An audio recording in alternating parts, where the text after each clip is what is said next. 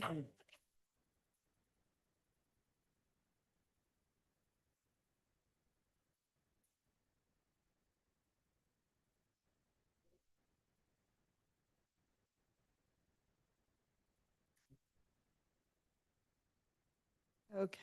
welcome everyone to the November 13th Meridian Parks and Recreation Commission special meeting. It's a special meeting because we're starting at 4:00 p.m. and we will soon be changing over to that as a regular time, just to let everyone know. Shall we start with a roll call? Yes, thank you. Mandy Roberts, Present. Jennifer Bobo, Present. Brienne Sandow, Present. Joe Greer is absent, Ellie Hood, Present. Dom Gelsomino, Present. Terry Dennington, Present. Sean Nesmith is absent, Alan Helms. Present. Okay, thank you very much. All right, I would like to, first of all, request adoption of the agenda. Yes, Madam Chair, or Madam President. I think I'm a chair, but Chair. that's okay. Okay. Madam Chair, I'd like to make a Commissioner motion Gelsomino. for the approval of the adoption of tonight's agenda. And is there a second to that motion? I second. Commissioner Sandow has seconded, and all those in favor, please say aye. Aye. Any opposed? All right, the agenda is adopted. Thank you. Now we will call for approval of the minutes from our October 16th, 2024 meeting. Madam Chair, Yes, Commissioner Gelsomino. I'd like to make a motion for the approval of the minutes from the October 16th special meeting. Thank you. Commissioner, is there a second to that motion? I second. Okay, thank you, Commissioner Sandow. And all in favor of approving the meeting minutes, please say aye. Aye. Aye. Anyone opposed? All right, the minutes are approved. Thank you. So now we will move on to announcements. And I think the first thing on the list is a presentation of upcoming events by our own Shelley Houston.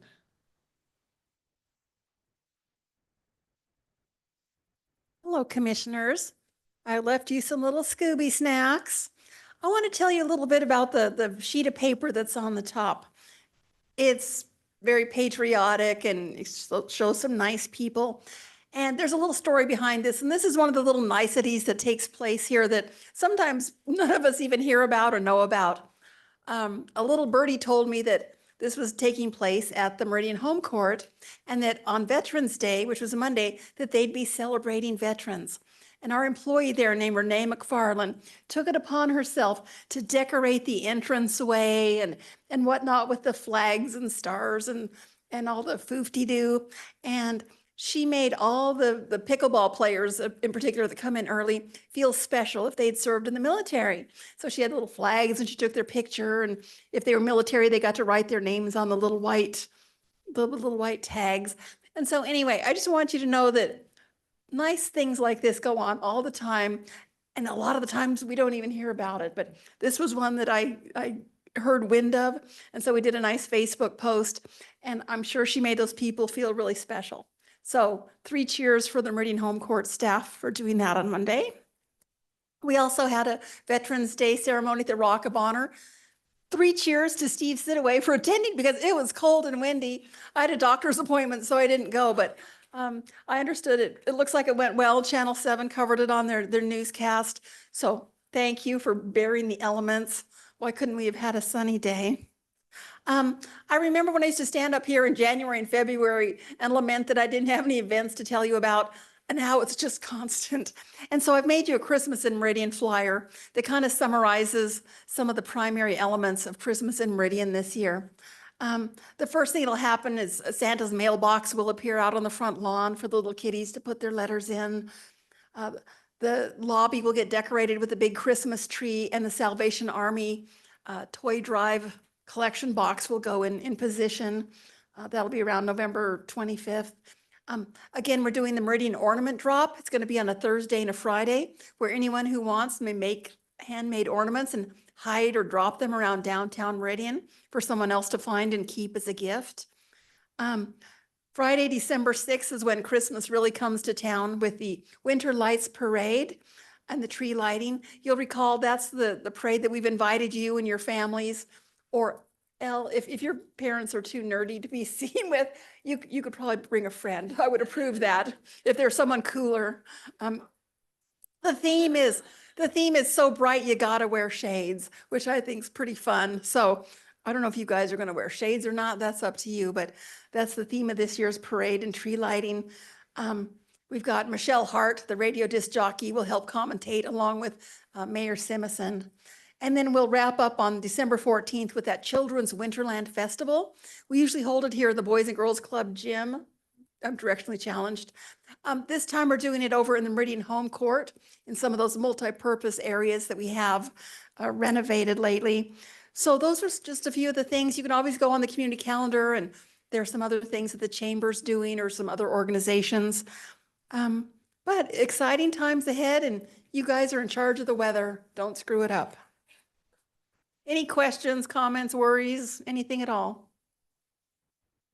Okay, hope to see you on the float. Is Steve, everyone planning to be on the float? We've heard from a Think- few from on the thing, Ian. so yeah, gotcha. Jennifer, yeah, are you walking as the Grinch this year? Okay. Ellie, yes. Andy? Are you gonna brave the cold, or maybe? It's gonna be a party. Yes, we'll let you, we'll stand you in the middle and then cuddle you. Alan? Not, okay. Okay, that's okay. So, Okay, all right. let me know if you have any We questions are- or worries, and I'll, I just need to confirm if I can bring my Nova Scotia duck tolling retriever. yes, you may. Yes, you may. Arf, arf. She's very friendly. Thank you so much, Shelley. All right, next on the upcoming announcements list, we would like to announce that at our next meeting in December, we will be holding our leadership elections for the commission. And Commissioner Gelsomino, who is our vice chair, will be automatically nominated for the chair position. We would like to know if there's any interest with commissioners in serving in the vice chair position for next year. And if so, you could let Rachel know or me within the next week or so. So love to hear about that, just so we can kind of tee things up for the elections in December. Is there anything else that I need to cover related to that item, or does that cover it? I think that does it. Okay. Please let us and or Mandy know if you're interested in the vice chairmanship, just so that we don't look at each other like who's going to do it a month from now. Yeah. Yeah. Great. Okay, and I just have a question regarding the student member. When does that change over? And is our students eligible to serve in the vice chair, I guess? I was just curious.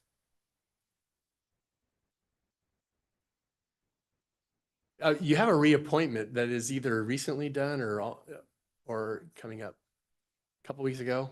So I think we have Ellie for another year.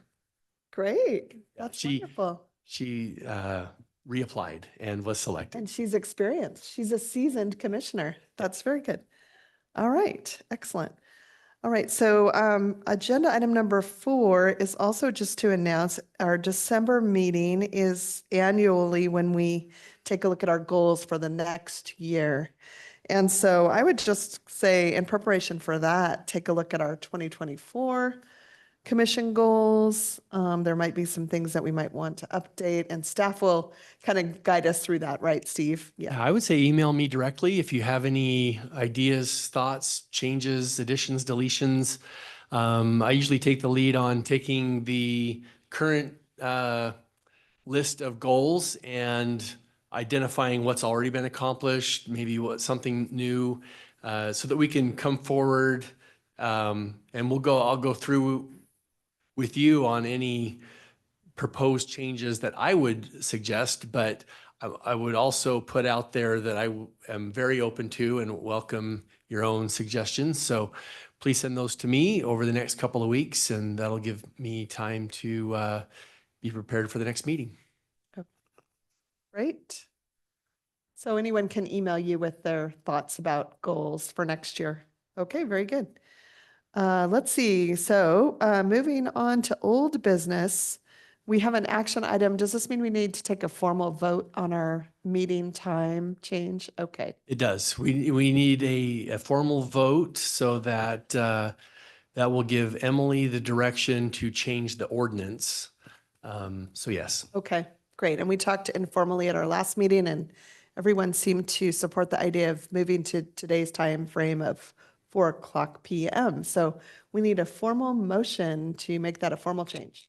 Madam Chair, Yes, Commissioner Gelsomino. I'd like to make a motion for the formal adoption of the change to the Meridian Parks and Recreation Commission time to 4 PM every second Wednesday of the month, unless any other, yeah. Correct, okay. I'll second. Second. All right, we have a motion and a second on the formal change to 4 PM. All those in favor, say aye. Aye. Any opposed? Okay, great. So that old business is taken care of and we can move on to new business tonight. So excited about tonight's presentations. We have folks with us from the youth baseball softball group that are going to give us an update. Travis Young and Ryan Bias.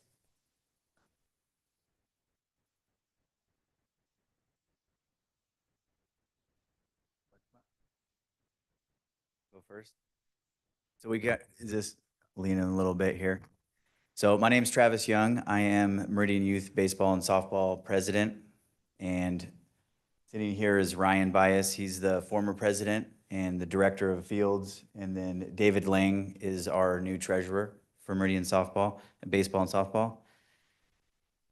How do I scan the, should I just click the button here? Okay, thank you. So thank you. I just wanted to take a minute and just thank you for your time and allowing us to present and give you a little peek into what we do and in our organization. What is Meridian Youth Baseball and Softball? Recreation and competitive youth baseball and softball. So we support and help 5 to 7-year-olds with T-ball, coach pitch, and machine pitch baseball and softball. 8 to 16-year-olds, rec, league, spring and fall, the All-Star Summer program that we have. And we also, over the last 3 years, have developed a select spring and summer and fall league. And what we've noticed, and we started that a couple years ago, maybe this is our 3rd year that we've done it. We've noticed that with a lot of the baseball club teams, that kids were leaving the rec program to get more competitive baseball. And so we've spent a lot of years working on a program to retain the players and allow them an opportunity to have more competitive baseball. Those that have ambitions to play in high school and college and further, that we have a platform for them and support them in that. And so that's been very successful, and we've seen that grow tremendously over the last 3 years. And in addition to that, we've been working with the local leagues in different cities and helping and support them to develop the same programs to help their youth as well. Hosted tournaments that we do the Keith Bird tournament. This year we had 101 teams come in and play at the tournament. We have a Dairy Days tournament. We had 96 teams. We hosted state Cal Ripken tournament. There was 40 teams at that. And then we had the privilege of hosting the regional Pacific Northwest regional Cal Ripken tournament, which had 20 teams. And with all those tournaments that we hosted, we estimated between all the teams and families that came in town, we estimated about $375,000 in tourism revenue for the Treasure Valley. Our league numbers for 2024 in participation in the spring, we had just over 800 for baseball. We had about 375 in softball in the spring. And then it shows our summer, which is our all-stars and our competitive leagues that are our teams that play in our tournaments. And then fall, and then a total of players for the whole year, we had 2,208 players between baseball and softball participating on 184 teams. And then we estimated about the number of hours that went into those between practices and games and people that support and donate their time was 229,000 hours. It's a lot of work that goes into a tournament, from preparing, scheduling the games to preparing the fields and each game, turning them over. And then in addition to coaching and we're staffed by volunteers. So this year we have 20 board of directors, so 84 coaches. And the estimated donating of time between those was about 25,600 hours towards MYBS. So we're very thankful for the time that parents and all the volunteers have donated to the league. MYBS is recognized as the premier baseball Babe Ruth League organization in the state of Idaho, and Settlers Park is recognized as the premier tournament facility in the state and region. So you might ask, how is MYBS different? Compared to other leagues and clubs, we are a nonprofit organization. We have non-paid volunteers. We offer baseball and softball opportunities during spring, summer, and fall. We host out-of-town teams, and we as well as interleague games with surrounding cities spring and fall. So there's surrounding cities that don't have enough teams to be able to support their own league, baseball league, that we work with them and bring them in and host the games and schedule so that every kid has an opportunity to play. Tournaments, Keith Bird, Dairy Days, NCS tournaments, state and regionals. We have a policy that no one is ever turned away. So we offer scholarship opportunities to individuals that cannot afford the registration fees. And MYB prides itself on a culture of positive competition. So I'd like to welcome David Lang, and he's going to present the MYBS volunteers. Thank you. Appreciate the opportunity to be here. As Travis mentioned, our organization is completely staffed with volunteers. Because we're the largest league in the state of Idaho, and we think the best league by far, it's because we have passionate volunteers who care. They really care about our league and the kids who are playing in it. And that's really important because we're the only game in town for softball. If you're a girl who wants to play softball, MYBS is it, right? And if you're a young boy who wants to play baseball, we're the premier place to play baseball in the Valley. And so we need 20 board members. That's huge. I've been on swim clubs. I've been on running clubs. I've been involved in all kinds of nonprofits. I've never seen a 20-member board. It takes that many to run this large organization and all the details that it does. Those board members on average put in 15 hours a week, unpaid, managing this large organization, all these facilities to make sure that we have a premier experience for these kids, right? And so we're very proud of the fact that, you know, if you were to try to replace that board with a set of full-time folks, it would take 7 full-time people to replace the effort that these board members are putting in free. And, you know, that would be almost $1 million investment for the city of Meridian to replace what the board does. But more importantly, we have made it a part of our culture at MYBS that if your child is participating in our leagues, we're asking as parents for you to get involved, right?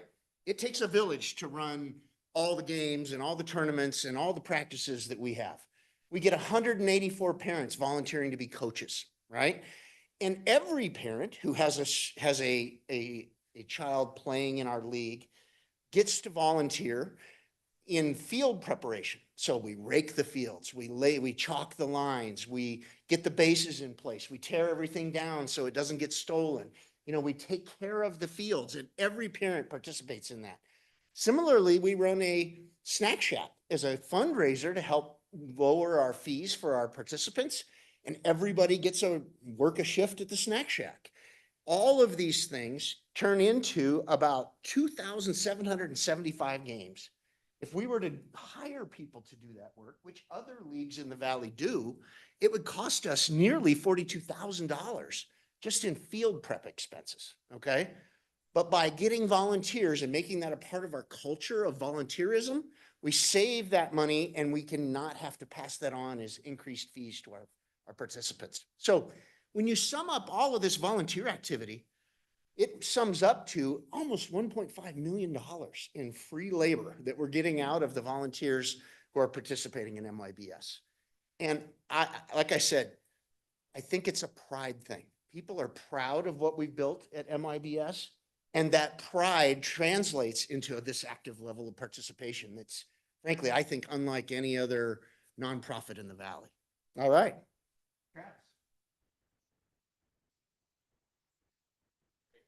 So I get to follow David. Lucky me, right? Um, so we started a umpire training program, and I don't know if you guys are aware, but this is across sports in general. There is a lack of umpires nationwide. And partly it's because we treat them very poorly when they're out there trying to do their job. There's a lot of criticizing them, yelling at them and whatnot. So what we did was part of our board, one of our board members is our umpire in charge, our umpire in chief. He started a program, a training program, so that we don't have to go out and hire outside professionals to come in and umpire games. We actually start training them, and so they can start as young as 12, and we train them through, teach them the rules of the game. We have them take a little quiz. Usually we'll have a couple of our more higher level playing teams will scrimmage each other, and we'll have them come out and learn how to call balls and strikes and learn how to work the field and be in position. There's a lot of nuance to it. So we train them up so that we're not just sending them out to the wolves without knowing what to do. And then we continue that training on throughout the year. So they will be assessed. We keep our eye on them. We follow up with coaches after their games to see how they did. And then we come back to them and talk about ways to improve and understanding the rules a little better. And then we offer them opportunities to advance. So we'll start them on the youngest age group until they get their feet wet, and then they'll continue gradually go up in levels until they're able to umpire the higher level, high school level games, which are more complex. What's really cool, I think, is that our 13 and older kids, we try and hold their practices a little bit earlier than everybody else, especially our 16 and above that can drive themselves to the fields. We'll hold it right after school, so that way their practice is done. And as soon as games start, now all of those guys are able to go out and umpire for us. And the large majority of them are more experienced umpires. And there's a couple on that team that financially they're not able to afford to play. We try and keep our costs as low as possible, but I don't know, last time you guys bought a baseball bat, but they're $500. A baseball glove is $250 or more, depending on how good. And so if they're playing at a higher level, they're going to buy the more expensive stuff. And so a lot of these young men are able to work off their fees. And so they're actually not paying anything. And they're helping the league to not only have umpires, but it saves us money in the long run because we're not having to pay for an organization for their scheduling fees and whatnot. We can just help those young men. So it's a win-win for everybody. But what's really cool is I've started seeing some of these kids that are getting certified now to be able to go and work the high school level or some of the more advanced tournaments that we'll run. So we're actually giving them an opportunity for advancement and be able to work and make money outside of the league, which I think is a pretty cool thing.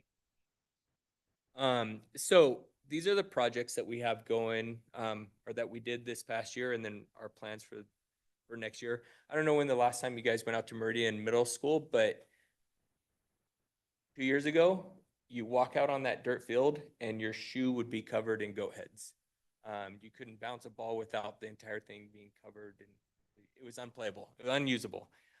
So we went out there and we tried to strain all the goat heads out of the dirt and build some kind of screen thing. And for some reason, there's no piece of equipment that takes goat heads out of dirt. You'd think somebody would have invented that. So we ended up going and scraping all the dirt off, right? And then putting new dirt back on there. It was a big undertaking, big expense. We were able to install new aluminum benches in the dugouts for the players. We put backstop padding in, fertilized the grass, reseeded some of the dead spots, repaired water faucets so that we could hook up hoses and water down the fields. And currently right now, Franklin Building Materials, and I don't remember what the name of the company, but somebody associated with them has volunteered to not only donate us all the equipment to build covers for the dugouts, but they're also going to do all the labor for us and put them up for us. And they're planning on doing that here before it starts getting too cold. So we're excited about that. And we're able to run games and practices off there. It opened up 2 more fields, not only for our league, but for the community to go out there and use as well. At Sellers Park, we were able to convince Lowe's. They graciously donated a bunch of paint for us to repaint all of the dugouts. And they turned out really well. We installed shades over both the concessions. I have pictures for all this that we'll get to in a second. We put in dugout fencing, so the fence, that the protective screen that goes in front of the dugouts where all the kids are inside. It used to be netting. We put in some fencing so that it'll be more safe and last a little bit longer. And then we put some cool gates in the front entrance there, and I'll explain when we get to that picture why we did that. Turf inlays, we dug them out. We're just waiting on the turf to get here, and we'll put that in, and I have a picture, and I'll explain why we're doing that as well. About $12,000 worth of infield dirt purchased. We got the parking signs to prevent parking in the neighborhood, which we'll talk a little bit more about at the end of this. And then I think a big thing that we've done with Mike and Garrett and the whole staff over at Sellers Park is I feel like we've done a really good job of improving the communication between our league and the city and trying to get on the same page and just understand what each other's needs are and work better together. I don't know if you would agree, but I think we've done a really good job with that. So in 2025, I'm hoping that we can continue that communication, work on finalizing an agreement with extending the use of Settlers Park, and then figuring out how to solve this parking issue, install new batting cages and mats at Settlers Park. The one thing we didn't get to do is on the dugouts, we were able to paint the brick, but there's this fascia that goes around the border, and we need to put that up, but we got all the paint still for it. I don't know if he ever reached out to you about that. Oh, you're good. The fascia. Yeah, just the fascia. I don't know if we reached out to you or we were able to connect the dots on replacing that fascia around the dugouts. You're good. And yeah, we're just working on opening up time slots for people to use the fields, repair the scoreboards and that. So here, I have the pictures now that I'll be able to show you. So here's what we did at Meridian Middle. That's all the brand new dirt. Unfortunately, I didn't take pictures of all the fields beforehand. There's too many goat heads to walk out there and get. But we were able to get them playable. And you can see the backstop padding, the aluminum bleachers for the dugouts. Just overall, they were not usable. Now we got them usable. So Settlers Park. So this first one with the grass cut out there, that's in front of the pitcher's mound. And what happens is not every age group pitches from the same distance. So the little guys, we scoot them forward. They were up, not on the dirt, but up on the grass. And so they wear out the grass. And then we get sprinklers, we get rain, and it floods all right there and creates a muddy mess. And then we're canceling games because we can't get the mud cleared up. And then we try and replace the grass or fix it or whatever. It was just this constant cycle of fighting the mud and trying to be able to get games in. So we came up with a plan with the city, and they're removing that whole section. The league has purchased the turf. So artificial turf we're going to put in there so we won't have to worry about the grass getting worn out, and it'll be playable and hopefully cut down on some of the games that we have to cancel. You guys can stop me at any time if you have any questions or if we haven't explained anything. But those middle pictures, those are our 2 concessions, and we've put in shades over the top of those, and they're motorized, so you can pull them in and out depending on the weather and how much shade you need. And then we got a picture of our everyone's favorite little brother. He's our league mascot there, but he helping to paint the dugout. So we got a bunch of volunteers out there that helped us to paint. And that's our Cam McDonald there. here's the signs that we put out. So we put those out every weekend. And during the tournaments, trying to prevent people from parking in the neighborhood.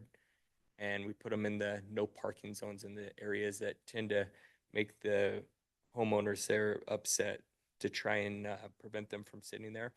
And then that dugout, that's the fencing that I was talking about that used to be a net. Now we have that up. Kids can lean up against it, sit on the wall like they normally do, and we don't worry about those fast line drive fly balls that could come and hit them. So it's a lot safer and cleaner there. So this is the fencing at the entrance. So it might not stand out, but if this picture on this side, I'm standing right at home plate. And if you look straight ahead, you'll see that that gate is in front of the entrance to the dugout. And what would happen several times this season is kids would be late on a ball and foul it off, but it would be a line drive right at that dugout. And all the kids like to hang out right in front of that dugout. No matter how many times you yell at them and get back in the dugout, they all come out to the front and they want to stand right there. And those line drives would come right at them. So we thought it would be a good idea to put up a barrier there and try and prevent that. And so the city installed those. It's going to be a lot more safe. And then the coaches and umpires aren't going to have to yell at the kids the entire time of get out of that dirt area and get back in the dugout. They can hang out there and do whatever. And it's going to help the whole overall experience. So I'm excited about that one. Okay, so to the parking challenge, we are well aware of the complaints that come in from the neighborhood and the problems that there are with parking there at Settlers. It's not falling on deaf ears. And so what we've tried to do is put out signs, like I showed you in that picture. We have recurring emails. So at the beginning of the season, we'll send out an email, let everybody know, and include this map in there of do not park in these areas. You can park in the green areas. And we regularly send that out. It's on our website as well so that everybody can see it. Whenever we're sending emails out about our tournaments, we're including that map. And we're also trying to coordinate with the Parks and Rec a little bit better, letting them know our calendar, our schedule, so that we're not double booking events and overloading those parking lots. So we do know that there are some alternatives that we could hire somebody to be out there, put on a safety vest and ride around on a cart and tell people not to park there. That would be something that we would have to pay for. And so we're trying to, our goal is always in mind of how can we keep our fees as low as possible? And we know that doing something like that, it would be a direct cost to the participants. So we're trying to find how can we keep this number as low as possible and exhaust all the other options beforehand. We also have thought that parking regulations on weekends, some of the schools do it. I know David lives by Rocky and they've kind of put some ordinances in place that have prevented parking in certain days during the week and whatnot, so the students aren't parking there. But we are open, willing. We want to do whatever we can to help the situation, especially with this new community center going in. We definitely want to be part of the solution and help with the parking lot, whatever we need to do. But we also are aware that even with the parking lot there behind in the dirt lot right now, there's still always going to be families parking in that neighborhood. Just because there's a field right there and the easiest path is to park right there. And so families with kids and lugging all this stuff, we're still going to have to convince mom and coach with a cart full of stuff to park further away and go in. So we're always open and wanting to work on this. And I know it's going to be something that we're working on even after we get this parking lot built. But we're here to offer solutions and help out with whatever we need. That's all I have for that. Do you guys have any questions or anything? Otherwise, Yeah, thank you. I do have a couple questions, if you don't mind. And first of all, I just want to say thank you so much for everything you're doing for our community and our youth and the greater valley in terms of providing these opportunities. And it just sounds fantastic. was wondering, so it sounds like funds are raised for the scholarships through the fees that you charge to folks to become members of the leagues. Are there other ways that funding can be raised, or corporate donations, things like that? I just want to kind of get a sense and let people know that there are opportunities to contribute to this great program. Yeah, absolutely. That's a great question. So that's one of the things that we mentioned with our donors, people that donate money from local businesses to MYBS. And so we let them know that not only are they supporting the things of the league, but also that money will go towards those scholarships for the kids. Yeah, I mean, I think that's a wonderful thing to be able to not turn anybody away, as you mentioned, and offer the scholarships and hopefully some equipment too, since it's so expensive. It Yeah. sounds like, yeah. And we've been working with, there's a couple organizations that we're working with right now and going through the process of getting it set up that families can utilize, money that they get to be able to use that towards, so there's a process of getting registered with the league, with these organizations. Yeah. And then they'll be able to use their money, whether it's, from homeschooling or, lower income, that they can use that money towards the league. Yeah. So we're growing, and the more people, as we have more people volunteer and on the board, we learn more each Yeah. year, each day. And so a lot of that stuff came to light I think the last couple of meetings we had that we didn't know. And so we're taking advantage of helping more. Yeah. And we do provide a bag of equipment for every team. Okay. So every player has access to that bag of equipment, every position. So nobody's without a glove or bat or a set of Nice. catchers. That's great. Excellent. Let's see, the other comment or question that I had was with regard to the parking dilemma at Settlers. Could you go back to that map? And I happen to design a lot of parking in my job. Yeah. And so I'm excited, of course, that the community center parking lot will be helping to supplement your parking need. I also just wonder if, on that, I can't tell what the name, that west side road there, if that's maxed out with on-street parking already on both sides of the street, or if that's something, I don't know how the neighbors would feel about that, but yeah. Talking about to the left of the dirt field. Yeah, So that's, there's no parking. I don't believe you can park on that road because it's pretty narrow. pretty narrow. Tenable, yeah. Okay. So I don't know if that's a possibility. I also just wondered, I know you guys are doing everything you can to be good neighbors to the neighborhood, but Yeah, there is a church across the street that's opened it up, so when construction does happen oh, going good. on here, that there'll be Yeah, more parking lots, or parking spaces that they'll let us use over there. good. Because I would just hate to have to see you raise your fees, as you said, because you're trying to provide these opportunities for everyone. And, if there's a way that neighbors can help and maybe be a little bit more accommodating with parking, that would be great. So that's just my comment, my thought. Do other commissioners have comments or thoughts or questions? Yes, Commissioner Bobo. I wasn't entirely clear with the parking situation. Is there enough spots in the green spots and they're just choosing to park in the red, or is there not enough parking in the green spots?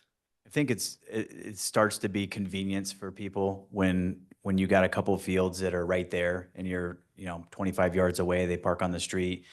They don't pay attention to the sign that's no parking. We've had people park and it gets busy. So, during the summer, if you have PAL, they're playing soccer or football going on as well. And then we have baseball games, parking lots get full, and then people don't want to walk as far, or they don't even think about the two other parking lots that are in Settlers Park.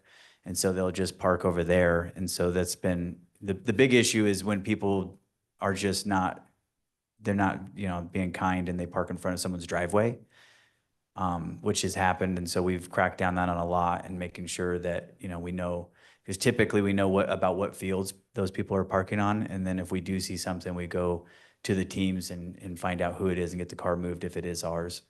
But on the weekends, when we've got all those fields running and there's all that soccer and football and everything going on, there is just not enough spots. And It's definitely an issue we've heard with the other sports that are around. It happens, Mhm. it's a thing.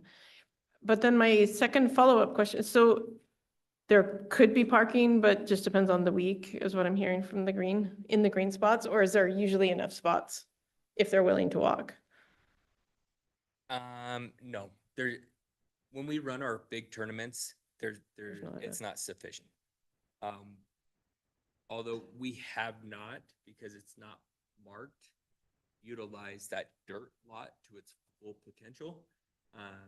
With it not having marked spaces, they tend to leave more space in between. So you could probably fit another 20, 30 cars in there if everybody parked really close together. But even that, there needs to be a solution, especially with us growing 10% or more year over year. That eventually, even if it was enough right now, 3 years from now, it's not going to be sufficient. So there's an absolute need to get that parking lot expanded. And my second question might be more for Mike, but when the community center comes in, will there be more parking or less parking? There will be more parking. We're planning 340 parking spaces as part of the community center site. At least half of those, I don't have a number, but see, at least half of those are up against the ball fields. That's what I was going to ask. Are they going to be helpful, or is it going to be on the other side, so it'll be Yeah. worse? No, they are specifically intended to be helpful as close as we can get them. And then we're planning sidewalks with direct routes from that parking lot into the ball fields. Thanks. So that'll be better. Yeah, absolutely. There'll be some paint get from here to there, but Mhm. we're hoping everybody can see the vision where it's headed. Madam Chair, Yes. over here. Oh, Over here. thank you. Garrett. Oh, yes, thank you, Garrett. Sorry. One thing that Ryan kind of touched on too is the communication with our department and MYB in particular. And in doing that over the last couple of years, we've actually scheduled the park a little differently as well. When they do have these big tournaments and things like that, we kind of black out the rest of the park, if that makes any sense, to avoid a shelter reservation of 200 people going to shelter A1 and having a big party or whatever, right? To help limit some of that parking things. And Ryan did kind of touch on it too, is we have the same issue when, Powell has flag football there. People park where it's convenient, right? Hence is why we're trying to design the parking lot close, right, to those fields. But we also have big soccer tournaments there, flag football, rugby, those types of things. We really do try to preach to them, please don't park in the neighborhood. So it's a mix of stuff. Is MYB included in that? Yes, but so is Powell, so is everybody else. So the communication has been awesome over the past few years, and we've really tried to limit that. I've been working with Cedar Springs. I sent them an email out quite a bit. I know they're on the emails that Ryan and MYB sends out regarding parking and stuff. So the ones that I've talked to in Cedar Springs feel that is it perfect? No, to Ryan's point, people are still parking where it's convenient, but it's gotten better, and they see the effort that MYB and PAL and other places in the city is putting in to try to limit those parking issues. And I got to give kudos to our PD, police department. They went by and they are issuing tickets, when people are doing that. So to their credit, we've created a calendar to where Skylar on the park side will update calendars that PD has access to where they can look at 2 weeks out, like, and plan their routes and those types of things too. So the communication has been key over the past couple of years. So that is greatly appreciated on cities end too. So That's great. Yes, Commissioner Denton. Madam Chair. Yes, first of all, thank you. It's great, the program that you guys have put together. But kind of pigging off of the back of her question I was looking at the income that you guys get. And of course, the first thing is to try and help the kids and with scholarships and doing that kind of thing. But all of the renovations, all the work, all the stuff that you guys have been doing and completing, is that money that you guys are providing? Is it a combination of working with the city? How are you coming up with the funds to do all of the repairs and things that you're doing? Yeah, so a lot of it's coming off of donations. And so each year, so we just had a meeting and we'll have our annual budget for next year, things that kind of like a wish list of things that we want to do, things that we need to do, prioritize that. And then we also, with our fundraising director, then focus on those items when we go talk to local communities. And we've gotten very much involved with the teams from as our select team, the more competitive program that we've built. Those teams are bought in on the league, and so they've done a tremendous amount of work.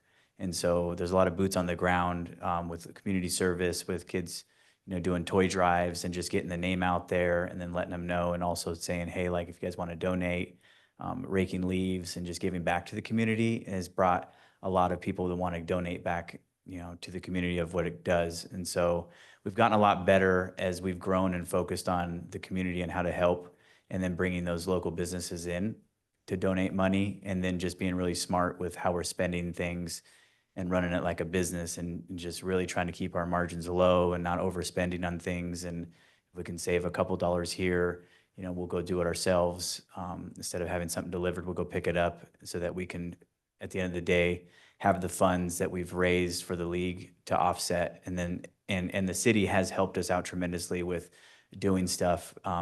They're out there doing work. They've jumped in and helped us with a lot of work, because getting volunteers at certain times to do projects, it's been challenging, and not having to have that cost of paying somebody to come do it. They've helped out tremendously with us on that. So we raise revenue through the tournaments that we host by charging the teams to attend. We have our snack shacks that raise money for us as well, and then we get donations. All of those sources of income try to offset not only player fees, but cover some of these capital expenses that we were talking about. Because as the treasurer, I can tell you, we have an operating budget of well over $750,000. So we're spending a lot of money running this league and taking care of these fields and outfitting these kids with uniforms.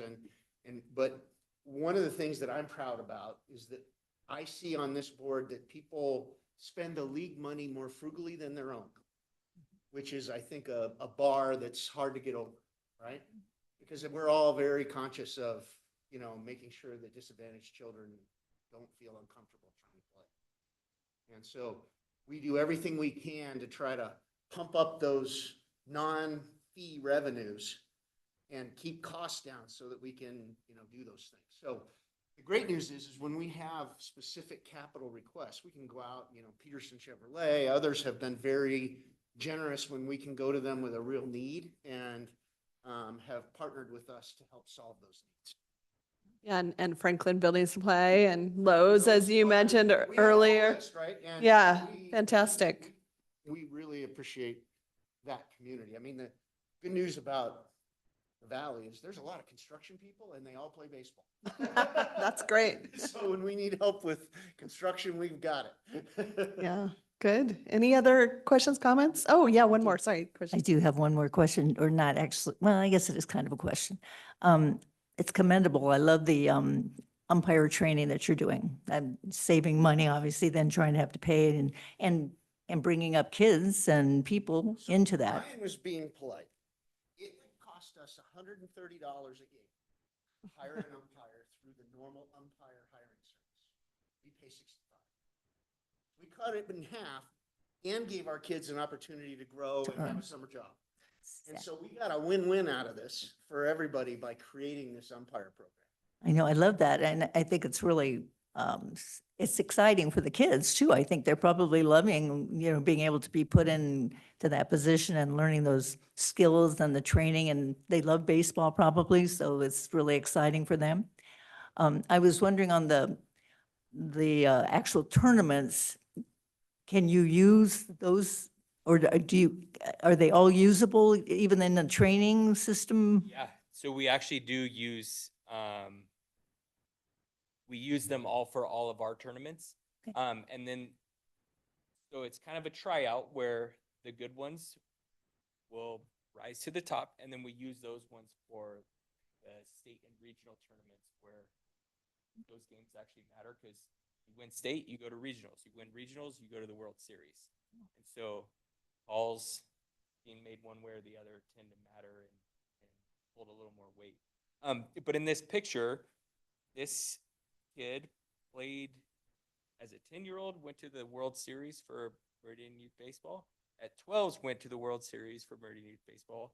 He now plays for Hawaii, and he's one of their top players. He was a freshman last year, played on their varsity team, played state championship game, and he goes out and umpires games for us. So it's cool that it's gone full circle, right? And that he's still part of it and inspiring the kids below him. So That's really exciting. I just love that they're able to be used actually, not just as a side, but actually being used through the whole system. So thank you so much. Been to any baseball or softball games, it can be a little rough on the umpires.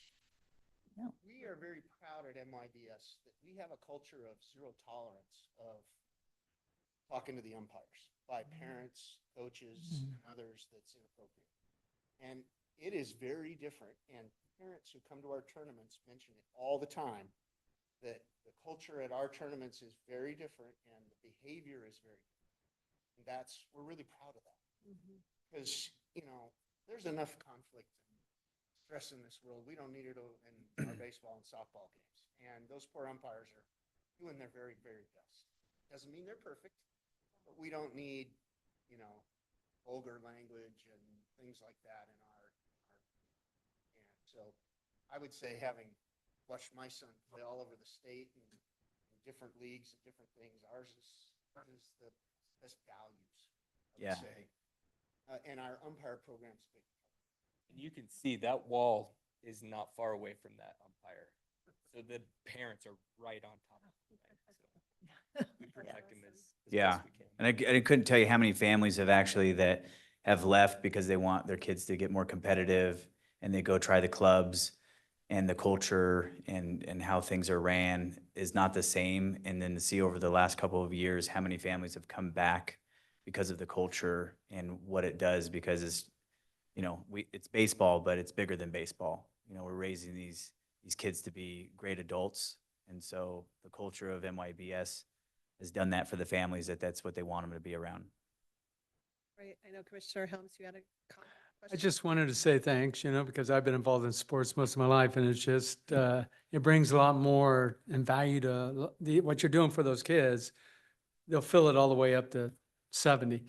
But, there's value there, and just besides the ball crossing the plate or the, things of that nature. So thank you. Yeah. Yeah. So I just included in, and I think you sum it up well. I mean, if you can look at these pictures of these kids, just the smiles and the friendships that they're developing, and the memories that they're creating, that's the kind of stuff that we know that they're not all going to go on and play high school, college, or beyond that, but it's these values and experiences that they're learning right now that are going to help them through, the rest of their life, and those difficult moments that they have. They can lean back on these moments that they have. And That's fantastic. And I think one's kind of parting suggestion I would have is just go give this presentation everywhere you can, including to perhaps the homeowners association of your neighboring group, because I think people need to understand how important this program is. And it's not just, people parking on my street. It's beyond that. It's, trying to help the community at large. So great presentation. Thank you so much. Did we get all of our comments and questions in, everybody? Anybody else?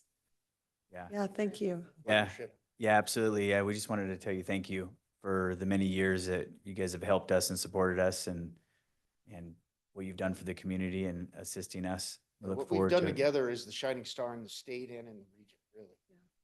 That's why people want to come here and play for our league and have tournaments at our facility.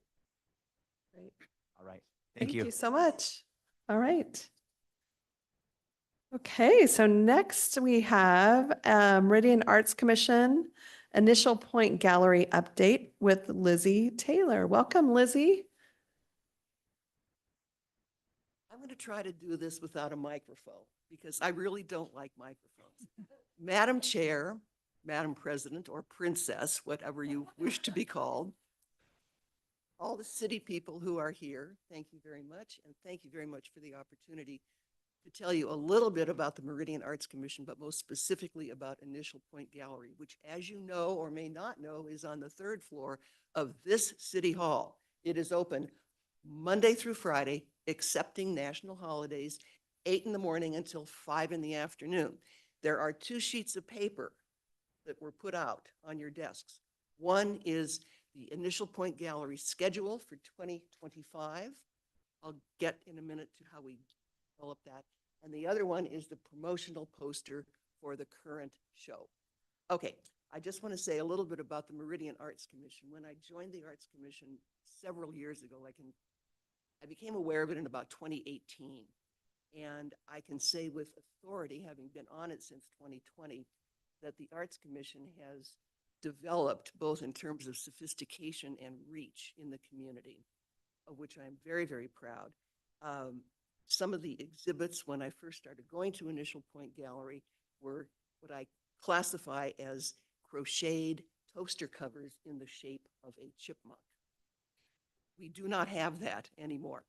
All right, your Meridian Arts Commission, 9 commissioners, just like any other Meridian commission, is comprised of artists, well, not just enthusiasts, but art advocates, people who are very gifted in grant writing, which is a very big part of the art community, art educators, and art administrators. This is not a loving hands at home.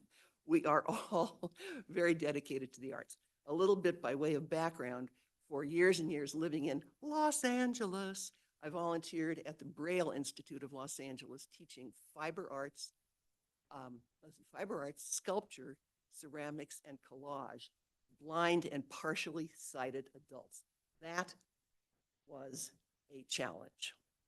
It was also one of the most humbling experiences I've ever had, but I can also add that many of the service animals also loved the classes, and a lot of them really liked to chew on clay. We won't go any further than that. Okay, Initial Point Gallery, a gem in Meridian, an absolute gem. If you haven't been there, please make it a point to go. It was designed as a gallery. It wasn't just a bunch of offices that were taken over by some people years ago. It was designed as a gallery. The lighting is beautiful. It's comfortable. It's quiet. It's a beautiful place for introspection. The hanging system is professional. It's not like little holes in the wall. And I mean, it's absolutely beautiful. Okay, how art gets on the wall in Initial Point Gallery is quite a process. Okay, I am chair of the Initial Point Gallery Subcommittee. We have 4 people. We work very closely with Cassandra Schiffler, who I'm sure most of you know. A call to artists goes out in about March of every year to the community. It is widely publicized on various platforms of social media about which I know nothing, nor am I interested in it. So other people do all of that sort of stuff. Then in about May, we get all of these submittals, and the submission process is not difficult, but we want to know about the artist. We like an artist statement. We like to know their background, biography material, where they've exhibited before, if they've exhibited before. I mean, we want people of substance. They don't necessarily have to be professional artists, and many of them are, but most of them aren't. But we want people who are going to say, I will be there, and then show up, because there is nothing worse than people who flake out. Okay, any of the contractual things like getting artists under contract to the city, which has to be done, is done by Cassandra Schiffler. And Cassandra, I think, would have been here this afternoon. Wherever you are, Cassandra, we miss you. Anyway, she's absolutely fabulous. So the submittals come in. They are seen first by the subcommittee. All right, we determine which artists would be appropriate for Initial Point Gallery, meeting all of our restrictions and requirements, nothing political, nothing religious, nothing erotic, and nothing that implies the use of drugs of any sort. Okay, typical family friendly. Family friendly does not mean that it has to be dull and boring. It just has to be family friendly. Okay, so we take a look at those, and it's a numeric system, how we do it. If your artist score is below XYZ, you don't get to be in. If it's above XYZ, then those go to the entire Meridian Arts Commission, and it's not a difficult process, but it's a thoughtful process that all commissioners look at the art and they rate it, 1 to 10 or 1 to 20 or 20 points or 12 points or whatever. And the ones that score highest get in. Okay, then Cassandra gets those artists under contract, and then back to the Initial Point subcommittee, then we put the shows together. An artist can apply either as a single person, solo, sometimes one artist would like the entire 100 feet. That's kind of rare. Most artists want like 25 feet, 25, 25, 25, and 25. Okay. So then we group the shows, which would look best together. Okay. Then we name the shows, which is always fun. Okay. There are three major big groups that show at Initial Point Gallery every year. First is the West Ada School District, which is always in May. It's absolutely fabulous. I have to commend West Ada art educators for what they do. The quality of the art is phenomenal. Then there's Treasure Valley Artists Alliance, TVAA, which always has a themed show, themed in color. TVAA's next show, which starts in early December of this year, is called, I believe, Midnight Metaphor. It's going to be a blue show. The other big group that we have every year is Bosco, which is Boise Open Studios Cooperative. They always have a theme, but not a color theme. So those are the big shows. And there are other smaller groups like, Idaho Watercolor Society, which is really not small. They usually have a smaller group, like maybe 5 or 8 artists, each of whom have maybe 2 or 3 paintings. So anyway, that is the process. That, Steve, am I boring you? That's just the way I am. You guys don't know me very well. Any questions so far? Well, thank you, Lizzie. I wanted to just ask if the artists ever sell their work at the Good question. gallery. I should Yeah. cover that. Any sales are between the artist and the buyer themselves. The Meridian Arts Commission, there's contact information for every artist, which is very, very nicely done. I have bought several, my husband and I have bought several pieces. We contract with the artist, and it is suggested to the artist that they donate 20% of their take to Meridian Arts Commission. Whether they do or don't, it's not something that we go around saying, you didn't do it. I mean, some just simply can't, some can. It's a great resource. We also periodically have like a group meeting having something to do with art, like Bosco had a meeting at Initial Point during last year to promote what Bosco does. We can't, however, have any sort of live performances. We're not set up. We did have, Ballet Idaho last year performing in conjunction with Bosco.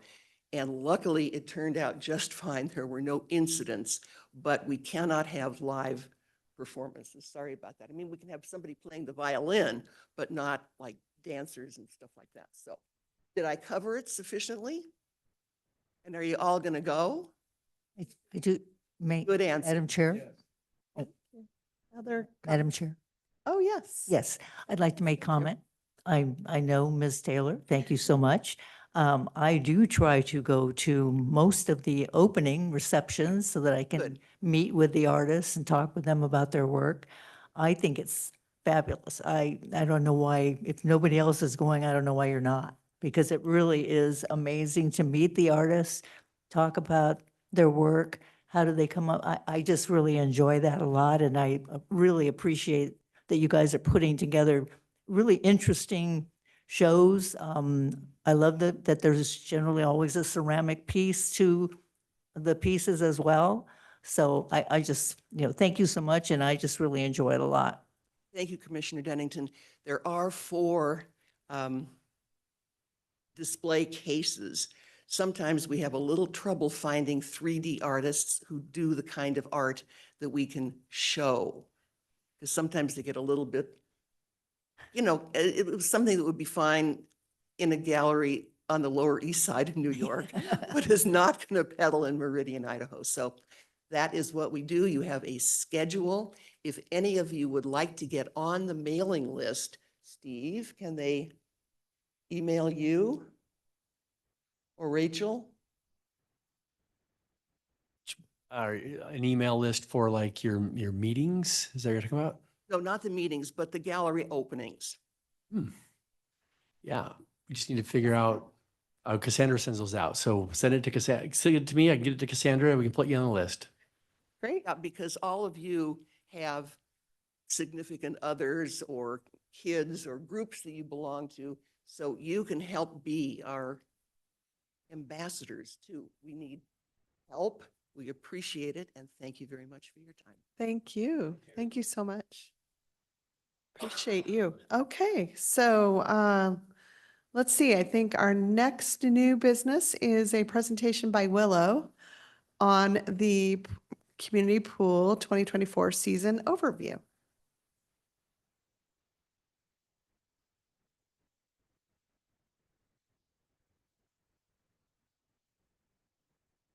Okay, perfect. For those of you that don't know, I'm Willow Spurlock. I'm the aquatics coordinator over at the Meridian Pool. And today I'm just. You might need to just speak. Oh, I'm so Oh, sorry, sorry. Willow. You might need to Sorry. just speak a little bit closer to your mic. And your first slide is beautiful. I love that. Thank That's a you. beautiful picture. Thank you. So like I said, my name is Willow Spurlock. I'm the aquatics coordinator over at the Meridian Pool. I've been there since about 2017, and then the city took over officially within the last few months. So I've seen it through being under Western Ada Recreation District and now the city. So lots of changes, lots of great changes. So yeah, today I'm just going to give you guys kind of a quick overview of how our summer went, different projects we had, staffing, scheduling, yeah, different things. And if you guys have any questions, just let me know. So first off, we're going to start with projects and just general repairs at the pool. Most of it to do with the actual pool itself and how it operates and functions. So main pool motor replacement, kiddie pool circulation pump, different things to do with the sand filters we have and the media being replaced, our chemical holding tanks. So transitioning from a little bit smaller ones to a big one, just so that our contracted vendor doesn't have to stop by 3 to 5 times a day because we're going through chemicals so fast. Other things on deck would be shade cloth replacement. So when you guys go to swim lessons or open swim, you can sit under the shade, whether it be the shade cloths or the big blue umbrellas we have. The deck drain repairs, thank you to Phil Harris for working on these. He saved us thousands of dollars and they look great and we use them and lots of wear and tear on those. So big kudos to him. Our front railing, we had a bunch of repairs on those, as well as just getting all new yellow paint on the front of the building and then in the back of the building on the pool deck. So yeah, lots of projects. Staffing wise, we hired 65 staff this summer. They're all awesome. I love them all dearly. They are all trained and certified through Ellis and Associates. So I am one of the head instructors and I certify them all along with Abby Neal, my assistant manager. We do all of it in-house. We pay for all of it for all the kiddos, which is really awesome because when I first started, when I was there the first couple of years, we had to cover it ourselves.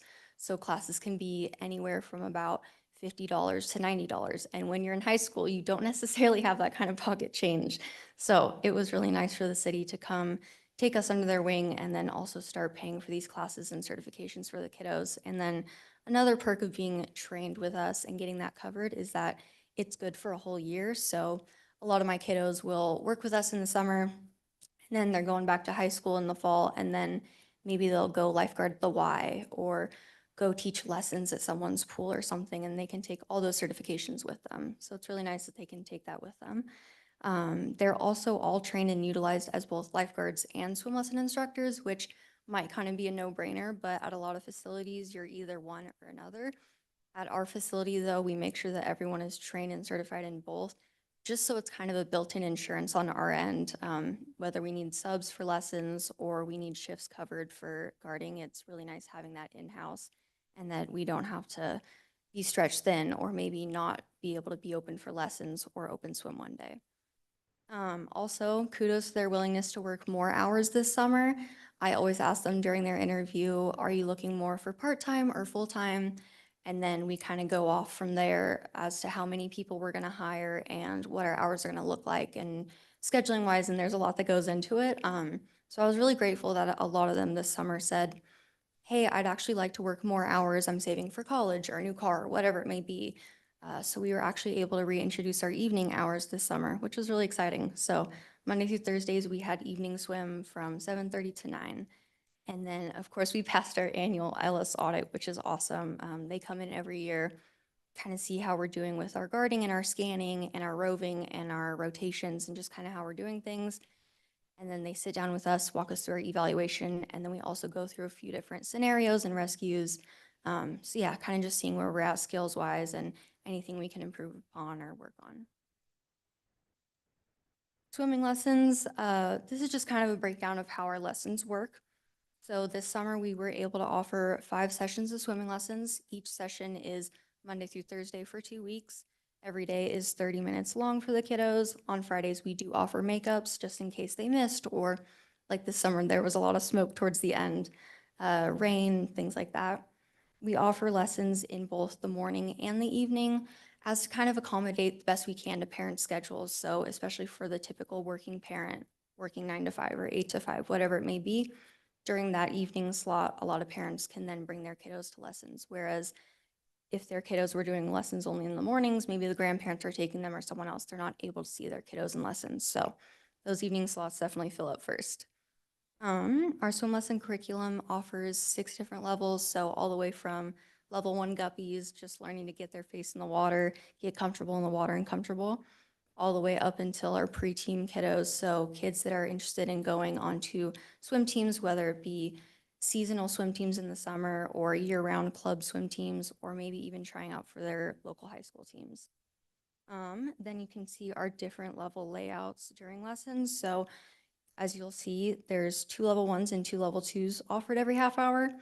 That's because there's so many of those little kiddos interested in doing those introductory levels. And yeah, there's just so many of them that we need to offer that many. And we also have the space in our pool to offer that. So this summer, similar to last summer, we served over 2,000 children through group and private lessons this summer, which is really awesome.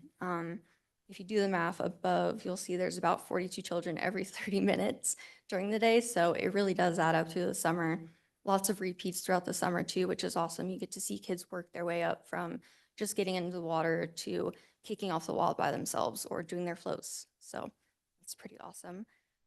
With group lessons, we have a ratio of 1 to 5, so 1 instructor per every 5 kiddos. And then our private lessons can be really helpful for any skill level or skill base, mostly for the kiddos who aren't as comfortable, or maybe they're a pre-team kiddo and they're looking for help with a specific stroke or technique, more one-on-one that way. And then if you look at the bottom, over 45 children allocated their funds from the department's Care Enough to Share program, which is really awesome because those 45 kids then got to do their swimming lessons this summer at a deducted price, so they don't have to pay as much as they typically would have to.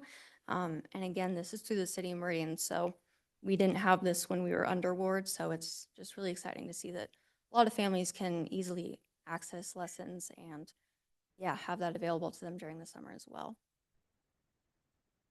Open swim, we were open to the public for 10 weeks, 6 days a week. So Monday through Friday, we have that first block in the first part of the day, the 1:30 to 4:30.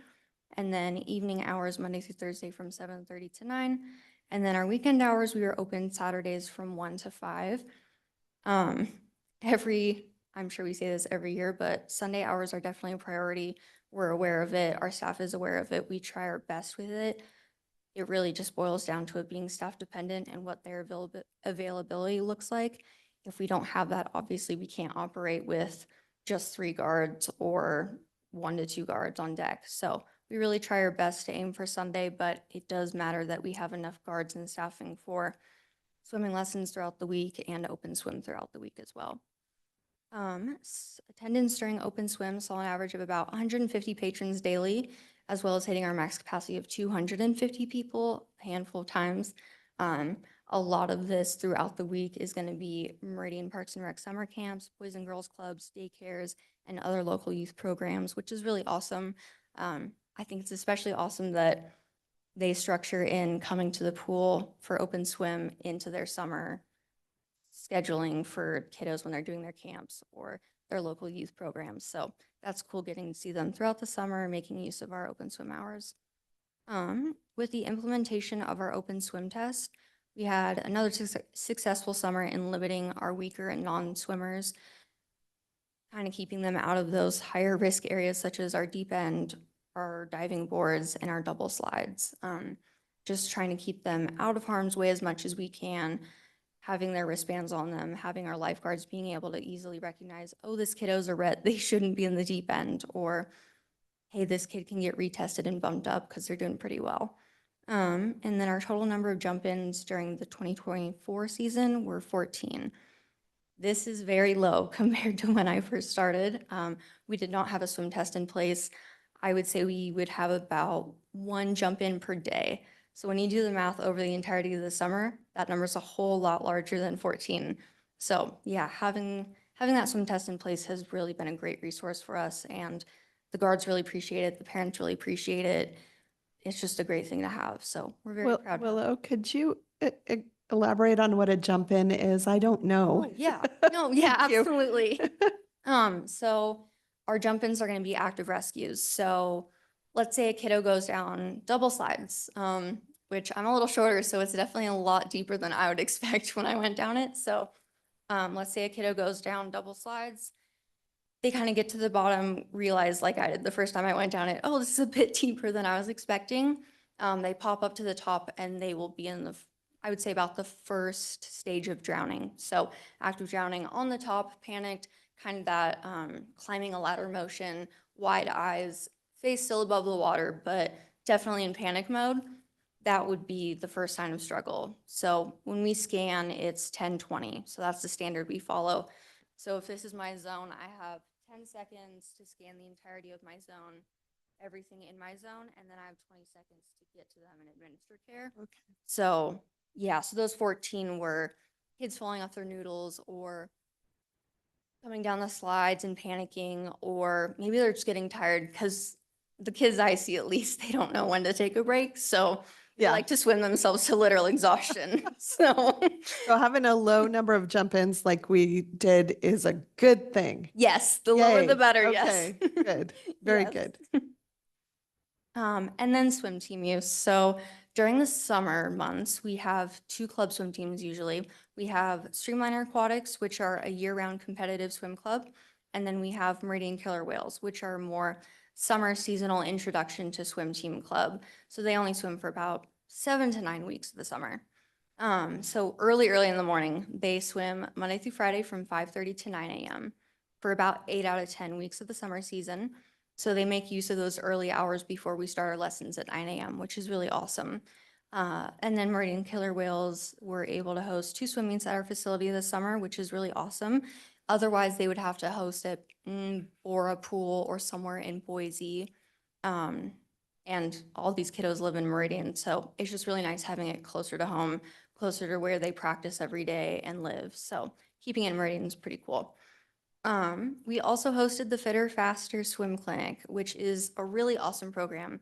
It's essentially a nationwide swim clinic where former Olympic swimmers or higher up professional swimmers will donate their time and take weekends out of their time to travel across the country and host these swim clinics for kiddos. So we were the only one in Idaho this summer, which is really awesome. So kids from all over, Rigby, Sandpoint, these swimmers from all over, a lot of high school kiddos who are interested in, they might not have those opportunities in their hometown or their cities where they're from. So they get to come to our pool in the summer. They stay in Meridian for the weekend, and they're there from sunrise to sunset, basically on Saturday and Sunday, going through different skills and drills, working on techniques and endurance. And also just, it's really neat for the kids to get to be with a former Olympic swimmer, someone that truly loves swimming and really loves dedicating their time to the youth in swimming. So that was really awesome to be able to host that again this summer. And then during the off season, so about the 3rd week of August when school starts to November 1st, it was this fall, Meridian High School and Rocky Mountain High School used our pool for their practices. So after school, they're there from 3:30 to 8, like I said, from about mid-August to the first week in November. And then they swam in state last weekend. So yeah, lots of use throughout the fall. Looking forward to 2025, just some things we're already pre-planning and talking about. Projects are going to include, not limited to, updating the exterior building paint, so all the blue, installing 2 lifeguard high-rise chairs in the deep end. So we used to have them in the deep end, but we took them out because we needed to put new ones in, replace them, lots of wear and tear. They sit across from each other in the deep end, and it just offers that higher vantage point, especially with the glare or the diving boards or how deep the diving well is.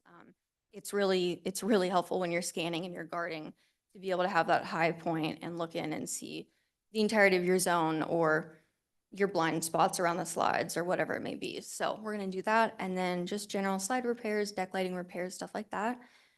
Staffing, Garrett and I talk about this, I would say every week or so.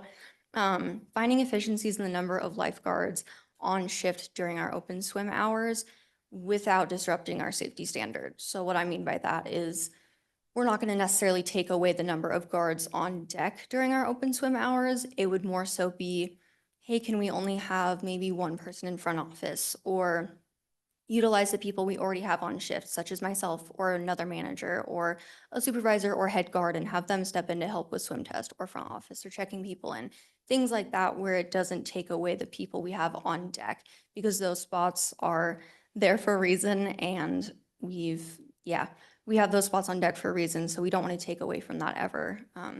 Unless, of course, it's, a really slow day, it's rainy, there's only about 20 people in the pool. Then we can shift things around and send people home. We can work with that. But during our busy days, which is most days, especially in the heat of the summer in mid-July, we need to make sure we have all of our guards on deck. So just kind of looking at that, looking to how we can kind of help with that budget-wise, and keep working on that. Swimming lessons, I'm currently working to develop a curriculum for a Mommy and Me-esque class. We used to have this back in the years before COVID, I would say. Since then, there hasn't been, it kind of fizzled out. There wasn't much interest in it. I wasn't hearing as much on deck from parents. But the last 2 summers, there's been much more talk about it. Parents coming to the office, especially because we start our lessons at 3 years old. So the little siblings that might be on deck waiting for their other siblings to get done with lessons, or the littles that are with mom waiting for the other siblings to get done, whoever it may be, or newer parents that would like some kind of lesson for their kiddo. We've been talking with them, and they've definitely been asking more about it this past summer. So I'm happy to do that. It also, introduces kiddos to water at an earlier age, introduces a setting for parents that's more comfortable, maybe if they're newer parents and they're really uncomfortable being in the water with their little. Just kind of promotes a safer, more comfortable setting for them, where you can be with other fellow parents with littles and kind of just get more comfortable with it. And I have a quick question Yeah. about that. So what would be about the youngest age that would go to a Mommy and Me? Just out of curiosity, Yeah. I'm going to be a grandma next year, so I'm just kind of thinking about this. Yeah. Yeah, I'm kind of still going back and forth on that, because there is something called ISR. So I don't know if you guys know what that is. It's like infant self-rescue, basically. So like littles, around 3 to 6 months, very little, teaching them when they fall in, doing very short, so they're very short lessons, you could call them. They're only about 15 to 30 minutes a day, a few times a week. It's essentially teaching your child, your toddler, your infant, when they fall into water, to be able to turn on their back, not hold a perfect starfish flow, obviously, but to roll onto their back, and to kind of get out of that panic mode if they can. Really just working on rotating their bodies, opening that airway, and making sure that they're on their back and they can breathe. I don't necessarily love the idea of having ISR at our pool, because there's a lot of liability. There's a lot that goes with that. It's takes a lot of training and specialization in that. I'm open to discussing it. It's just a lot for especially our staff. So I think with ours, it would be more focused around the 1 to 3-year-old range. Just kind of start there, ease into the water, one might say, and then kind of go from there. And then if we feel comfortable and confident with that, I'm definitely open to the ISR possibility. But I think for now, more between 1 to 3 years old. Thank you. Yeah, of course. And then it also just utilizes our kiddie pool area a little bit more, because we don't necessarily take all of our level 1s into the kiddie pool. We want to start them obviously on the steps in the shallower end of the big pool, but we want them to get confident just being in the bigger pool, not get them totally comfortable and set in their ways in the kiddie pool, and then one day they're over in the big pool panicking. So yeah, so utilizing the kiddie area more. And then for open swim, obviously focus more on weekend hours, specifically Sunday, whether it be a few more private parties on Saturday, or just that big block on Sunday, no matter what it looks like, but definitely a priority of ours. And then swim team use, obviously with how much swimming has grown as a sport throughout the Treasure Valley, there are very limited spaces for swim teams to practice at facilities. No matter how many YMCAs are built or the aquatic center that was built, there's still a lot of teams practicing, whether it be clubs or high school teams or swim lessons or ISR lessons, whatever it may be. So just continuing to provide a space for our local teams, especially when the majority of them are our staff members or whatever it may be, Meridian High School or Rocky, just so they don't have to drive all the way across the valley for their swim team practice. So, yeah. Can I answer any questions? Thank you so much. It was a very thorough presentation. Do we have Commissioner Helms? You have a question? Yeah. Yeah, just a comment about, because you were talking about moms and their babies learning to swim, which I think is a great program. Speaking from my own background, my mom had 7 kids in 10 years, and she was completely paranoid of water. So she insisted basically we had to learn how to swim before we even walked. And of course, that carried me through competitive school ball or swimming too. But anyway, I think swimming's great. Just, Yeah. I really encourage it. I just started getting back into swimming again in my workout on a weekly basis. So I'll do 1,000 meters. Nice. And it's a great sport. So anyway, just encourage, don't be afraid the kids to get in there. Other comments or questions from anybody? Commissioner Bobo, yeah. Yes, Madam Chair. I just want to say thank you for all you do. Every time pools come up, it always Garrett's always, oh, Willow's amazing, Willow's amazing. And you can tell from all that you do here that Yeah. the program I hear from a lot of people in the community, how much they love the pool. And I know it's because of your work. So good job. Great. Oh, yes, Commissioner Yes. Dennington. Yes, Madam Chair. Yes, thank you for all you do. It's great. I mean, great presentation and everything that's happening. I did have just one question on the, it looks like you have 150 people that are using it, and an open swim can go to 250. Do you see that increasing coming in the future, or? Oh, yeah, for sure. Absolutely. Yeah, it definitely depends on the day as well. Especially like rainier days, like it'll be a little bit lower. And that 150 doesn't necessarily include the Boys and Girls Clubs or the Meridian camps. That was just paying patrons that we found in our data. So I would say it's probably more so around 170 or so. But yeah, absolutely. Again, it just depends on the weather that day, or maybe what events are taking place, especially the days where maybe the speedway's going on or dairy days are happening. There's not that much parking, things like that, that kind of influence how many people we have in the pool. But yeah, I think it definitely flexes up and down throughout the summer. Just So the maximum is 250? yes. Yeah. And so how do you, I guess, make sure that you're not going beyond that or whatever? Yeah.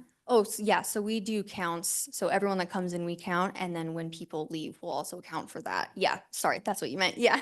So yeah, we track people in and out throughout the day just to make sure we're not going over that. Especially with our head guards, we have them do a head count on deck in the water, especially the days that it's getting pretty packed and there's a lot of bodies in the water. It's good to do those counts throughout the time. Yeah, of Okay, thank you. course. I had a quick question about the Care to Share program. So you mentioned we did 45 Yeah. this year. Mhm. Do we have capacity to do more if we? Oh, yes. Oh, good. And Absolutely. so is the public encouraged to help sponsor the Care to Share program? And what would that typically be per student or per kiddo, as Yeah. you say? Madam Chair, I can answer some of that Thank question. you, Garrett. So, Yeah. So when people register for other programs, there's a tab that they can go through if they want to donate a little extra or round off their fee to kind of go to that. Just in a basic good. online registration, Okay. they can do that. We also get other donations just here and there. I know we used to do the employee wear jeans on Wednesdays. If you pay $5, it goes to Care Share. People can do that. Our Public Works Department just did their Public Works Week and donated like almost $3,000 Wow. to us That's for that fantastic. program. So there's ways to donate to it. We try to get that. Basically, what the program is if you qualify for the program, assisted, school lunches and those types of things, then 80% of the fee is paid for through the Care for Sure, and you only have to pay 20%. So we try to make it extremely affordable for those. Nobody knows about it. It's just we sign them up that way. So it's been a great program. We really started hitting that harder advertising that we had that over the last, I would say, 18 months to 2 years, and it's really increased. Good. Not that the city took it over, like Willow said. Ward didn't have it at the time, but city does, so we really promoted it. There was 45 kiddos that may or not have been able to get swim lessons last year, so it was really good to be able to offer that. And I got to give Willow kudos like I do every time, right? I mean, she manages 65 schedules over the summer, and that's guards, right? And all of them are different. All of them play sports. All of them are involved in stuff, this and that. Not kind of her own schedule. So giving her kudos on how that operates and how it does, and passing the Ellis certifications and stuff like that. She does all the teaching. That's her. She takes a lot of pride in that and does it well. And then last year was the first year that she got to go teach all of our park staff CPR and AEDs and stuff like that, because she's able to do that with her certification. So I try to stay out of her way. I stop by in the morning, check in. Are you doing good? She's doing good. I leave. So she just does a good job there. So kudos to her for that. Yeah, thank you so much, Willow. And just so if a member of the public wanted to sponsor, say, 10 kiddos for Care to Share, what would that cost? Just putting it out there in case anybody is listening and might want to sponsor 10 kiddos. I'm a rec person, not a math guy, but if it's $45, typically it's $45 Oh, it is? for group Okay. lessons for a kid. So for $450 for 10 kids, basically. Roughly, and then 80% of that is what Care for Share would sponsor. But yeah, if you wanted to sponsor 10 kids or whatever, it's $450. Okay, well, that seems like a pretty reasonable thing. So just want to get that out there. Thank you so much, Willow. thank We you, appreciate guys. your time. Yeah. Great. All right, so moving on, we do not have a workshop this evening. And so we're ready for staff report, Steve. Yeah, thank you. I'll just say that we do promote the donations to the Care to Share program through our activity guide and Facebook posts, things like that. But with the new activity guide that's come out, there will be both, hey, families in need, you can sign up to use this, but also a call to, if you want to donate, and people do, people do often take advantage of that. I mean, we can always use more. I'm not saying we're rolling in the donations. We need more. But I'm always, it does my heart good to see when people do that just out of the goodness of their heart. Hey, I'll, even if it's $20, I'll give $20 to help a kid. It all helps. So, community center has been a big focus recently. We just gave you the presentation on that, I think last month, but we took that presentation forward to the city council just last week.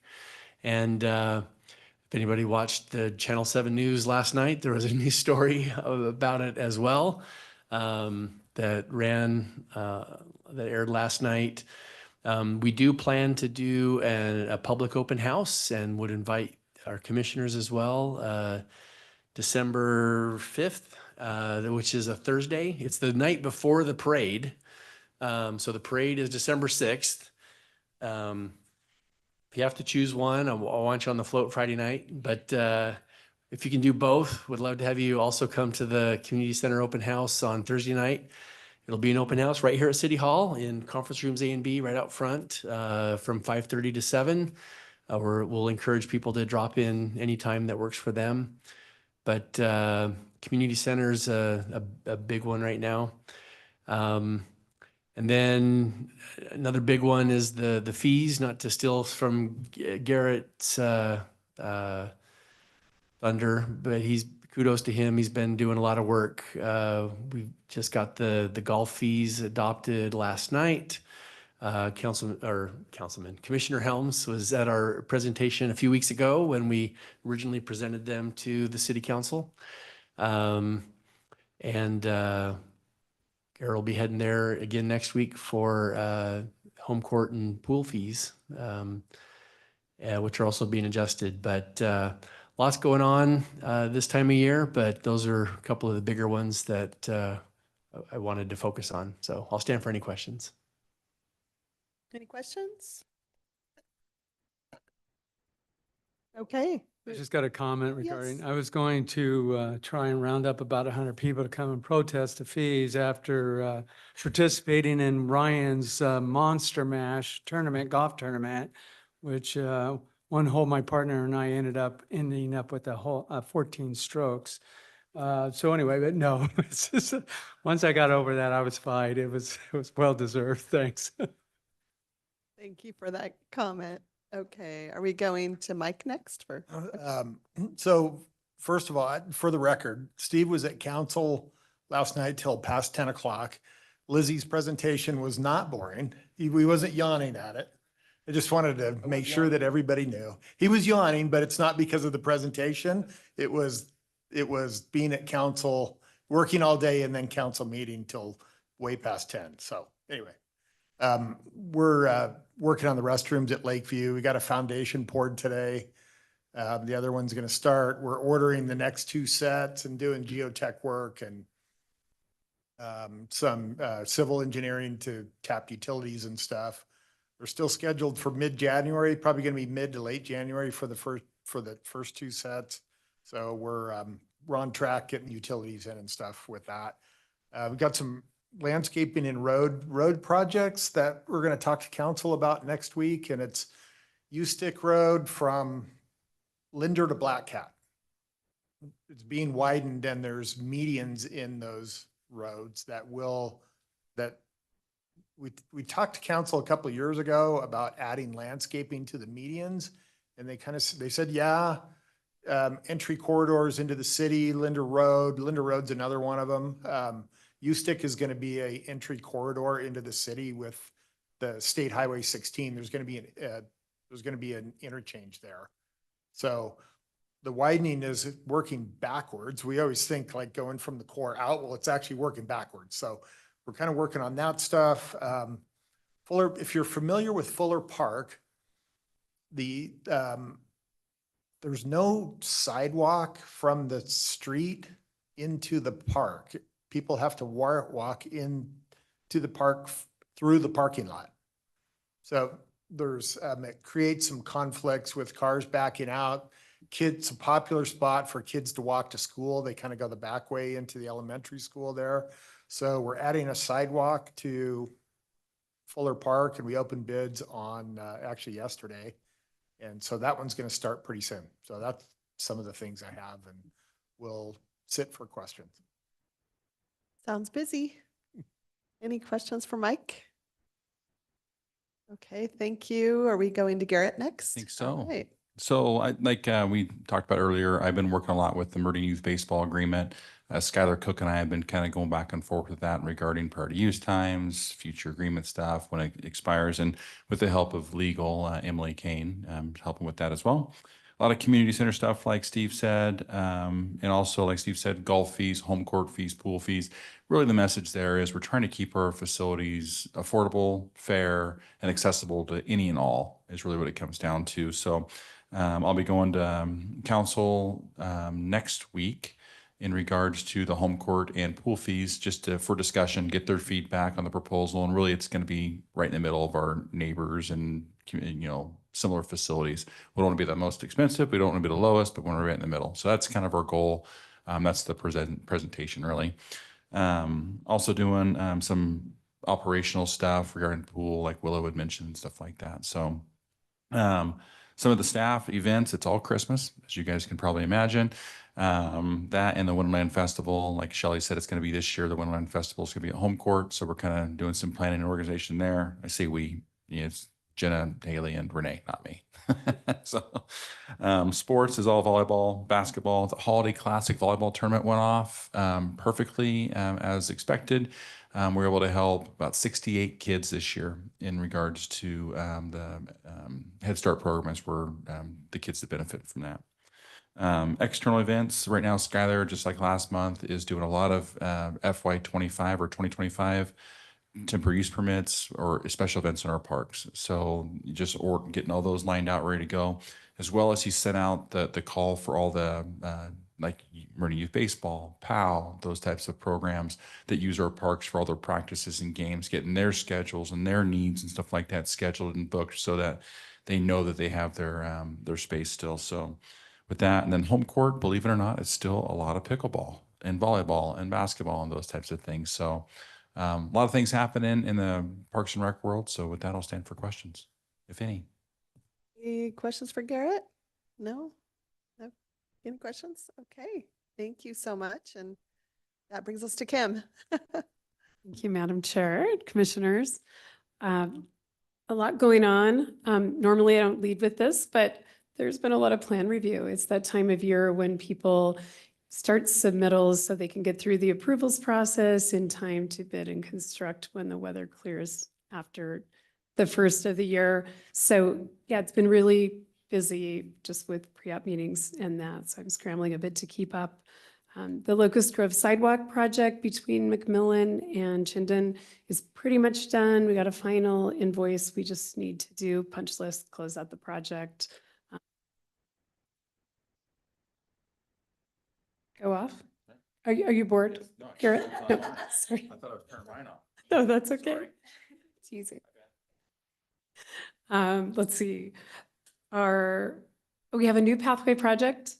And it's the 5 Mile Creek stretch from McDermott Road under State Highway 16 and towards Owyhee Storm Avenue. So we've got a task order underway for that. And we'll be designing this winter that paved stretch to make another important connection and with plans to construct next spring and summer. Rail with Trail, we have been working with LTAC.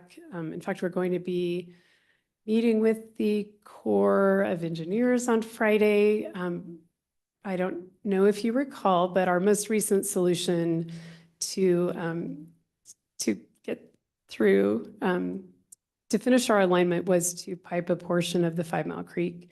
And that does have an impact on some wetlands. So we're working through that. Still moving forward, aiming to keep on schedule, but we're having a few discussions just to minimize our impacts and kind of see where we are there. And that's the bulk of it. I will sit, as Mike said, for any questions, if you have them. Thanks. Thank you. Any questions for Kim this evening? Madam Chair, no Yes, questions. Commissioner I'm excited. Bobo. No questions, but I'm excited about the next pathway in McDermott. There's been that section has gotten a lot of use lately and it's continuing to improve. And so I know a lot of people that are looking forward for a longer stretch there. So that'll be good. Thank you. Yes, I'm excited for that one too. And I know just kind of a sidebar on that, we are meeting with someone from ACHD who does the rapid deployment projects. We're talking about crossings at McDermott Road and Black Cat. So I don't know how soon they'll happen, but I did notice that on my schedule next week. So it'll be good to pin that down a little bit because the more use we get and the busier things get, the more important. Thanks. Excellent. Maybe at a future meeting, you could present about those crossings and kind of design ideas for those. Yeah, I'd be interested to hear that. Definitely. Yeah, when we know a little more. Thanks. Yeah, thank you so much. Great. Any questions? Okay. All right. Well, I think then we're ready to just do a couple of reminders here. So we have our next meeting on December 11th at 4:00 p.m. But before that, I just wanted to remind everybody that the parade is December 6th, as Steve just mentioned. It starts at 7, but if commissioners want to get on our float, what time should we arrive in? Are we meeting at the Chamber of Commerce building as usual? just check in or swim building, which, Yeah, all of a sudden I was just questioning that 7 PM. I thought it was, but anyway, if you should be there a minimum of 30 minutes. We're going to get on the float 30 minutes before. okay, You could probably come an hour early and have a better chance getting there, finding a parking space. You can stay warm in the pool building. We'll have it, okay, open and warm, and there's usually some kind of treats in there if you want to have some okay. hot chocolate to warm up before you Good. go get on the float. But definitely, it's better to show up early because the traffic can be terrible. And so give yourself some extra time. And Okay. if you're there early, there will be a place to stay warm. Okay, so that 7 PM may need to be verified, but if it's 7, we should be there by 6. If it's 6, we should be there by 5. I trust Shelley pretty Yeah. strong, but Okay, that's a little later than usual, but maybe it is at 7. It's the first time I've really yeah. focused on that. So, But you guys will send out a reminder. oh yeah, no, we'll, Okay. we'll send out a reminder. In fact, I'll make myself a note to have Shelley confirm that. Okay. Yeah, because I will have to say, I can't remember if it was last year or the year before, but it kind of low attendance. So I would love to have some fellow commissioners. Hey, Steve, with that reminder, can you remind us the best way of driving there to get to the parking lot? I struggle with that every single year. I Yes. never know which streets are blocked off. Well, last year we were able to keep open Franklin Road leading up to the parade. That helped the traffic flow a lot.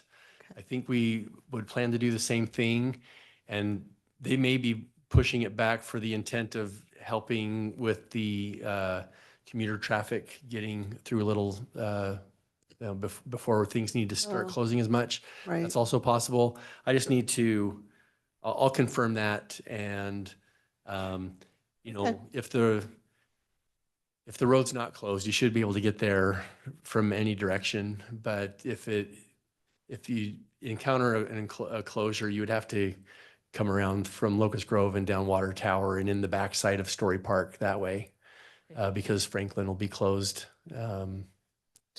Go to Story Park. Story Park, In the back. you want to go to Story Park and Well, head to that's- the swimming pool. Yeah, Yeah. yeah. Okay. Online right now, it does say 7 PM start time, although there's pre-parade activities that start at 6. Okay. Okay, thank so there you go. Pre-parade 6, parade starts at 7. We'll be getting on the float because they'll queue us up at about, quarter till. And so, yeah, don't show up at 7 and hope to get on the float. Okay. Yeah. Very, very good. And then also just a reminder of the December 5th open house for the community center here, 5:30 to 7 PM. 5:30 to 7, open house right here at City Hall. Okay, great.